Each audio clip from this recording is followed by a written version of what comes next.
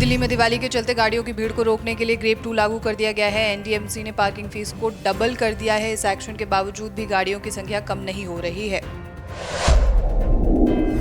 दिल्ली में दिवाली के दौरान किसी भी अनहोनी से निपटने के लिए दमकल विभाग ने सख्त तैयारी कर ली है। 640 नए ट्रेन फायर फाइटर्स और क्यूआरटी टीमें पतली गलियों तथा आग की बड़ी घटनाओं पर त्वरित कार्रवाई करने के लिए तैनात रहेंगी। बढ़ते प्रदूषण और मौसम में बदलाव के कारण अस्पतालों में खांसी, जुकाम, खराश, बुखार से संबंधित मरीजों की संख्या बढ़ गई है। डॉक्टर्स ने सलाह दी है कि भीड़भाड़ वाले इलाकों में मास्क पहने, फ्रिज का ठंडा पानी ना पिएं और सुबह की ठंड से बचाव करें।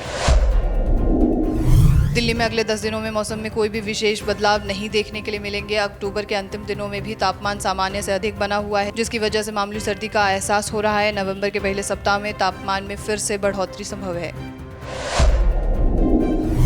सीएम आतिशी ने दूसरी बार लिखे अपने पत्र में कहा, वक्फ बोर्ड के सीईओ को दिल्ली सरकार से मंजूरी लेनी होगी, फिर जेपीसी के समक्ष रिपोर्ट प्रस्तुत करनी होगी। दिल्ली सरकार के मंजूरी न मिलने तक वक्फ बोर्ड के प्रेजेंटेशन को मंजूरी नहीं दी जा सकेगी।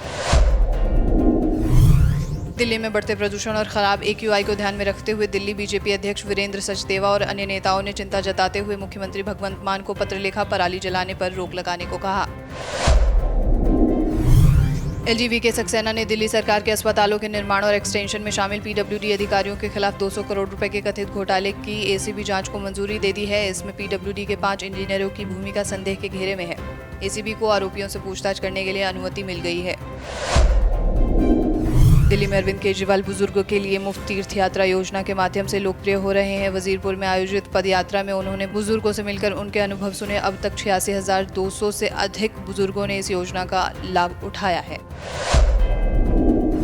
अरविंद केजरीवाल ने 10 साल में किए गए आपके कामों को इंगित किया। बीजेपी को वोट न देने की अपील की। केजरीवाल ने वादा किया, मुफ्त बिजली, स्वास्थ्य सेवा, शिक्षा और महिलाओं के लिए बस यात्रा की योजना जारी रहेगी।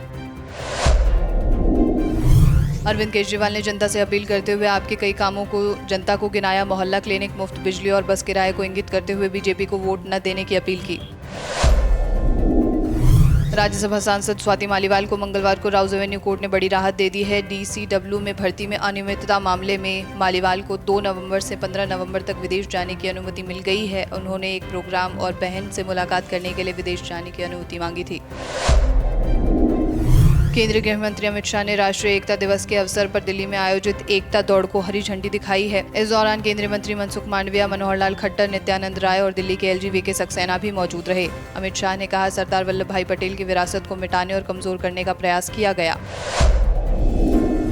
अभिनव अरोड़ा को गैंगस्टर लॉरेंस बिश्नोई गैंग की ओर से धमकी मिल रही है। अभिनव की मां ज्योति अरोड़ा ने इसको लेकर मथुरा कोतवाली में केस दर्ज कराया है, जिसमें उन्होंने कहा है कि बेटे की जान को खतरा है। वहीं इस गंभीर मामले में पुलिस ने भी जांच पड़ताल शुरू कर दी है। सुल्तानपुर पहुंचे जगतगुरु रामभद्राचार्य महाराज ने बाल संत अभिनव अरोड़ा को अपने मंच से उतारे जाने पर प्रतिक्रिया दी है। उन्होंने कहा है, उसका स्वभाव बड़ा चंचल है। वो संतों के पास जाकर हरकतें करता है, चंचलता करता है, नाचता कूदता है। गाजियाबाद में सुनवाई के दौरान वकीलों और जजों में किसी बात को लेकर बहस हो गई। मामला इतना बढ़ गया कि जज को पुलिस बुलानी पड़ गई। सूचना पर पुलिस ने वकीलों को जमकर पीटा है। इसके बाद वकील कोर्ट के बाहर धरने पर बैठ गए।